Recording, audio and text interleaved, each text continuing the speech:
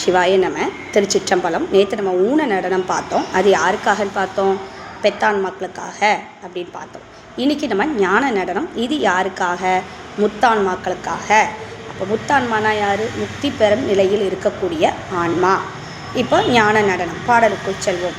மாயை தனை உதறி வல்வினையை சுட்டு மலம் சாய அமுக்கி அருள்தான் எடுத்து நேயத்தால் ஆனத வாரிதியில் ஆன்மாவை தான் அழுத்தல் தான் எந்த யார் வரதம் தான். இந்த பாடலில் என்ன சொல்லியிருக்காங்க அப்படிங்கிறத பார்ப்போம். ஆன்மாக்கள் வீடு பேர், அதாவது முக்தி அடையும் பொருட்டு நிகழக்கூடிய நடனம் தான் ஞான நடனம். அந்த ஞான நடனத்தின் போது இறைவனுடைய ஐந்தொழில் எப்படி நடக்குது அப்படிங்கிறது தான் இந்த பாடல் விளக்குகிறது. இப்போ உடுக்கை ஏந்திய திருக்கை எதை குறிக்கிறது?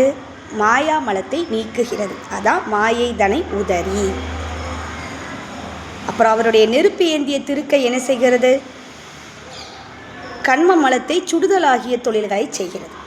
வல்வினையை சுட்டு, இங்கே வல்வினை அப்படிங்கிறது கண்ம மலம். அடுத்து ஊன்றிய திருவடி ஆணவ மலத்தின் வலிமையை அடக்குகிறது. ஊன்றிய திருவடி அதுதான் மலம் சாய அமுக்கி. தூக்கிய திருவடி பேரின்பத்தை அருளுதல் ஆகிய தொழிலை செய்கிறது. ஆனந்த வாரிதியில், அப்போ தூக்கிய திருவடி அருளலை செய்கிறது. அவருடைய அமைந்த திருக்கை என்ன செய்கிறது? அந்த ஆன்மாவை அந்த பேரின்பத்திலேயே இருந்து விடுமாறு, அதுதான் அழுத்துவித்தல் ஆகிய தொழில்களை செய்கிறது. இதுதான் இப்பாடலின் பொருள். அதாவது இந்த ஞான தொழில் ஐந்தினையும் இறைவன் புரிவதால் இந்த நடனம் ஞான நடனம் என அழைக்கப்படுகிறது. அஞ்செழுத்து மந்திரம் நமக்கு தெரியும். அதில் சிவ என்பது ஞான நடனத்தையும் நம என்பது ஊன நடனத்தையும் உணர்த்தும்.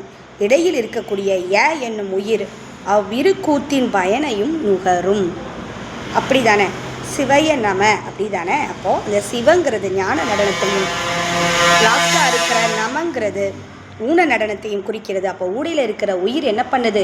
இவ்விரு கூத்தின் பயனையும் நுகர்வது எதுன்னு கேட்டிங்கன்னா அது ஆன்மாதான் அப்படிங்கிறது இங்கே நமக்கு சிறப்பாக விளங்கும். இதுதான் ஊன நடனத்துக்கும் ஞான நடனத்துக்கும் உள்ள வேறுபாடு. நாளைக்கு நம்ம ஆனந்த நடனம் அப்படின்னா என்னங்கிறத நம்ம பார்க்கலாம். சிவாய நம. திருச்சிற்றம்பலம்.